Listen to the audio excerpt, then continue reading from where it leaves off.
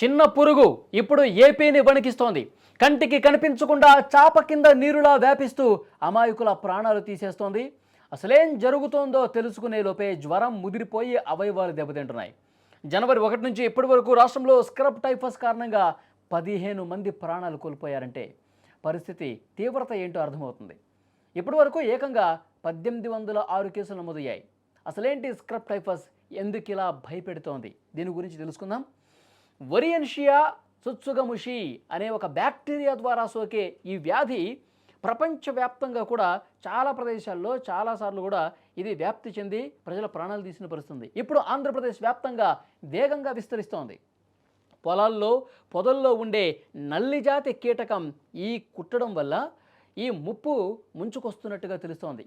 Light తీసుకుంటే రాను రాను ఇది ఇంకా ముదిరే అవకాశం ఉంది. క్రమంగా కేసుల సంఖ్యతో పాటు మరణాలు కూడా సంభవిస్తున్నాయి. ఇది మరింత ఆందోళన కలగజేస్తున్నటువంటి పరిస్థితి. స్క్రీన్ మీద కూడా మీరు చూస్తూ ఉన్నారు.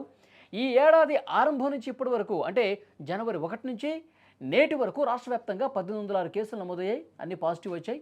దురదృష్టవశాత్తు వైద్యం అందకనో లేక వ్యాధిని గుర్తించడం ఆలస్యం అవటం వల్ల 15 మంది మృత్యువాత పడ్డారు.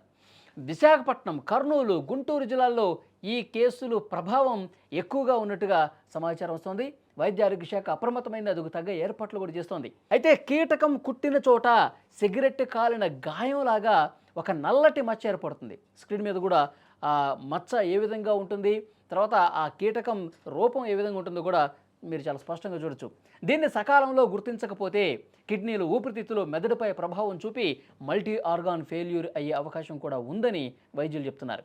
ముఖ్యంగా రైతులు, పొలాల్లో పనిచేసే కూలీలు, పార్కుల్లో ఆడుకునే పిల్లలు దీని బారిన పడే అవకాశం ఉంది. ఎందుకంటే ఇది గడ్డిలోనే ఉంటుంది, పొదల్లోనే ఉంటుంది, పొలాల్లో ఎక్కువగా ఉంటుంది కాబట్టి వాళ్ళకు ఎక్కువ ప్రమాదం వచ్చే అవకాశం ఉంది.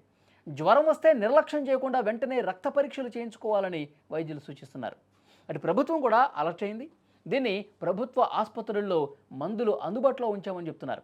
కేసుల సంఖ్య పెరుగుతుండడం మరింత ఆందోళన కలిగిస్తోంది. ఈ నేపథ్యంలోనే వైద్య ఆరోగ్య శాఖ పూర్తిగా ఆంధ్రప్రదేశ్ రాష్ట్ర వ్యాప్తంగా కూడా అన్ని ప్రాథమిక ఆరోగ్య కేంద్రాల్లో దీనికి ఈ పరీక్షలు చేసి ఇది స్క్రబ్ టైఫసా కాదా నిర్ధారించే పరీక్ష కిట్లు కూడా ఎక్కువ సంఖ్యలో పెట్టింది. తర్వాత ఇది నిర్ధారణ అయితే పాజిటివ్ కేసు వస్తే మరి ఆ వ్యక్తికి ఏ విధంగా వైద్యం అందించాలి, ఎలాంటి ఆయనకి వైద్యపరమైనటువంటి జాగ్రత్తలు చెప్పాలి, దీనికి సంబంధించినటువంటి అవగాహన కూడా వైద్య ఆరోగ్య శాఖ పూర్తిగా అప్రమత్తమై అక్కడ వైద్యులు కూడా సమాచారం చేరవేసినటువంటి పరిస్థితుంది. మందులు కూడా ఎక్కువగా పెట్టినటువంటి పరిస్థితుంది.